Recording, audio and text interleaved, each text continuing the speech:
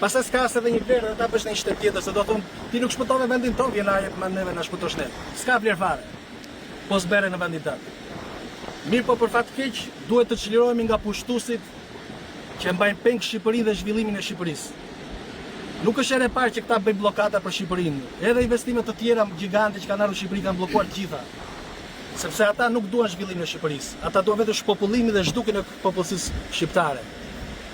Një fjalë e them nga zemra, mallkuar qoftë kush i mbështet këta politikan gjarprinj pa shpirt dhe pa zemër. Jo vetëm që të nxjini jetën se shqiptar sa e gjallë, po edhe varrim nuk ke. Tokat e shqiptarëve janë bosh të gjitha. Kaq vështirë është të gjesh një tokë bosh se s'ka nafta është 2000 lekë, si liron njeriu tokat. Bosh janë për varre.